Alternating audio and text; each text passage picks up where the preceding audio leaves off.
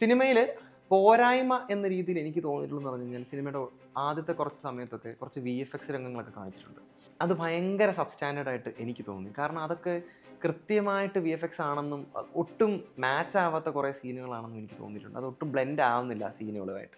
ദുൽഖറിൻ്റെ അടുത്തിറങ്ങിയ കുറച്ച് സിനിമകളെല്ലാം ഈ negative ക്യാരക്ടേഴ്സിനെ support ചെയ്യുന്ന രീതിയിലുള്ള കുറച്ച് സിനിമകളാണ്. കുറുപ്പായിക്കോട്ടെ, ലക്കി ഭാസ്കർ ആയിക്കോട്ടെ, ഈവൻ നൗ ഇപ്പം കാന്ത ആയിക്കോട്ടെ. ഈ 3 സിനിമകളിലും കുറ്റകൃത്യം ചെയ്യുന്ന ആളുകളെ രക്ഷിക്കുന്ന രീതിയിലാണ് സിനിമ സംസാരിച്ചു പോകുന്നത്. അത് എത്രത്തോളം റൈറ്റാണ് എന്ന് എനിക്കറിയില്ല. ഈവൻ കാന്തയിലും അങ്ങനെ ഒരു ട്വിസ്റ്റ് നമുക്ക് കാണാൻ സാധിക്കുന്നുണ്ട്. എന്തുകൊണ്ടാണ് ഇങ്ങനെ നെഗറ്റീവ് ഷെയ്ഡുള്ള കഥാപാത്രങ്ങളെ അവസാനം സേഫ് ആക്കുന്നത് എന്ന് എനിക്കറിയില്ല. ചിലപ്പോൾ സിനിമയുടെ ഓവറോൾ ഔട്ട്പുട്ടിനെ അത്രത്തോളം പ്രൊഡക്റ്റീവ് ആക്കാൻ വേണ്ടിയൊക്കെ ആയിരിക്കും.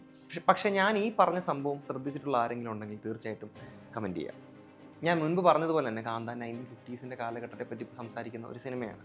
വിൻറ്റേജ്, റെട്രോ പോലത്തെ സംഭവങ്ങൾ എത്രത്തോളം ദുൽഖർ സൽമാന് പുൾ ഓഫ് ചെയ്യാൻ പറ്റുമെന്ന് നമുക്ക് കൃത്യമായിട്ട് അറിയാം. മുൻപ് പറഞ്ഞതുപോലെ തന്നെ ദുൽഖർ സൽമാൻ്റെ കരിയറിലെ ഏറ്റവും വലിയൊരു ബെഞ്ച് മാർക്ക് തന്നെയായിരിക്കും കാന്ത. മുൻപോട്ട് ഇതുപോലുള്ള ഗംഭീര സിനിമകൾ അദ്ദേഹത്തിന് ചെയ്യാൻ സാധിക്കട്ടെ എന്ന് ഞാൻ ആഗ്രഹിക്കുന്നു.